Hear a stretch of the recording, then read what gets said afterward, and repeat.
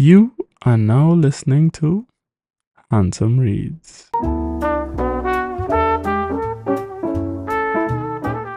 This is it, folks. Yep, the last of the Mohicans.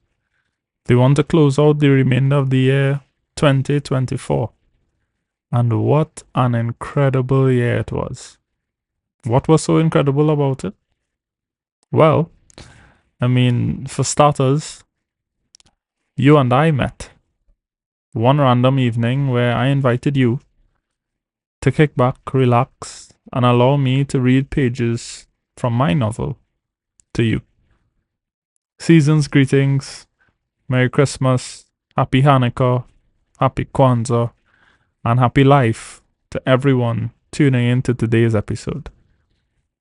This episode is titled A Visitor Upon the Night, and I don't mean Santa Claus, and is set in Marseille, France.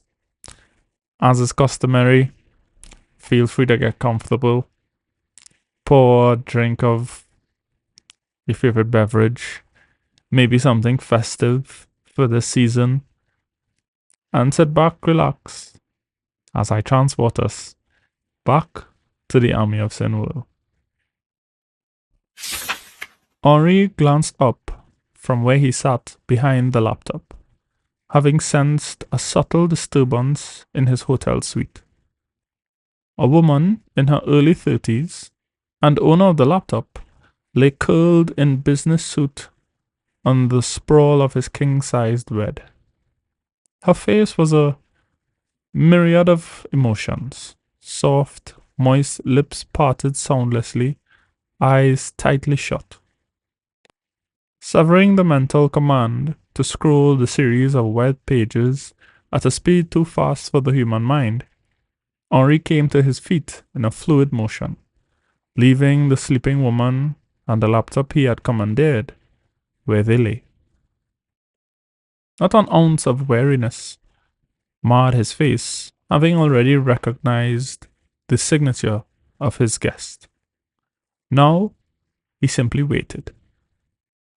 It started as a wisp of black smoke, the room dimming as the shadows of the room poured into one spot on the carpet.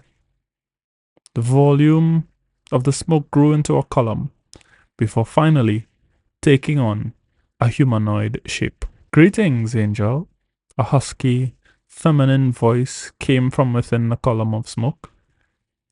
"Lady Aurelia," Henri greeted with a slight bow at the waist. The wisps of smoke covering her body seemed alive, shifting ever so often to reveal the dusted bronze of her skin hidden beneath. Lifting a smoke-gloved hand to her face, Henri's guest simply stared at her hand in silence. The black tendrils of smoke began retracing slowly from her body, starting from her feet. Bronze skin clad in obsidian gemstones came into view, followed by the hem of a burgundy dress that clung to shapely calves.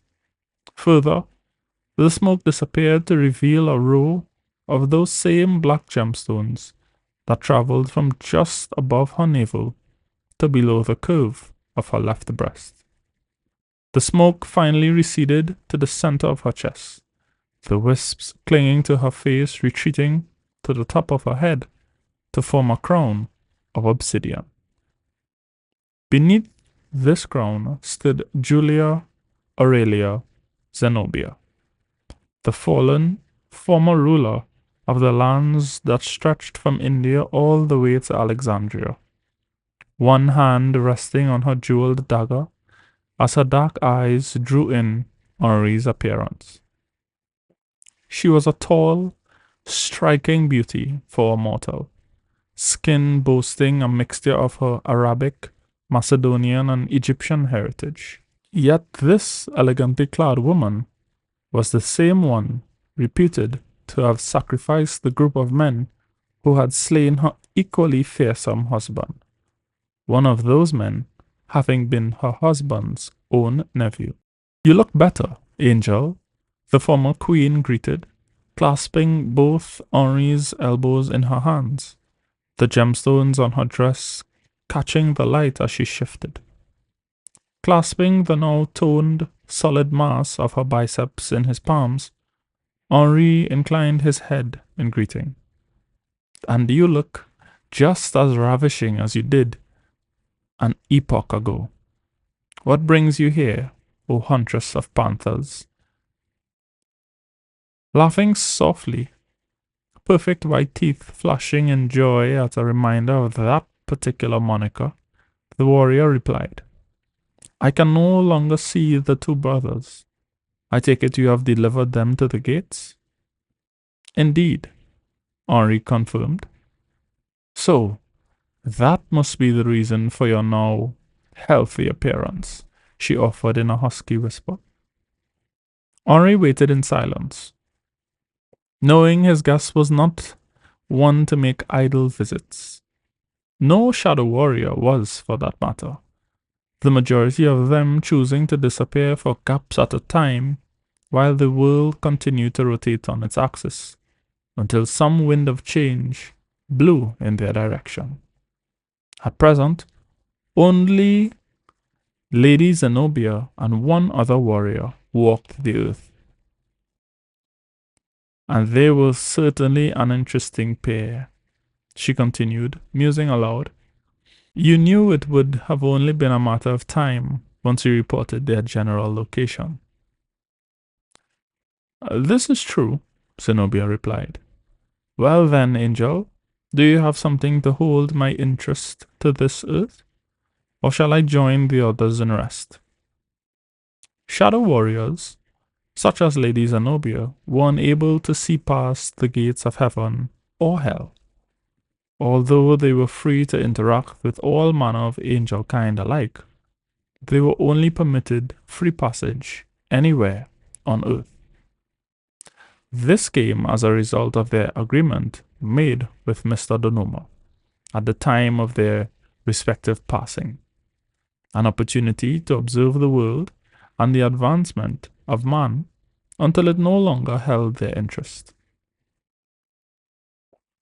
The king is missing, Henri offered. Lady Zenobia's eyes widened slightly before smirking. It was simply a matter of time. True, Henri replied. However, I do not have the resources to expand the search for him. That task is yours. Is that an order, Angel?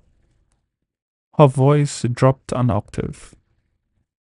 Smiling broadly, Henri bowed at the waist. I would never dream of it, milady. It is simply a ruse to keep you with us a little while longer. Then I accept, she responded, drawing the dagger from its jewel case before plunging it into the center of her chest, freeing the smoke contained within her body. Be careful.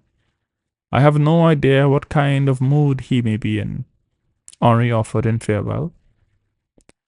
It has been a while since I have seen your brother, Zenobia replied, gaze fixing over her shoulder as the last of the smoke tendrils covered her face.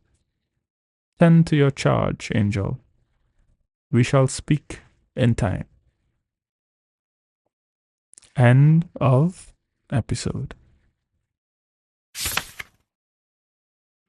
We have so much to be grateful for, and still so much to look forward to and get done.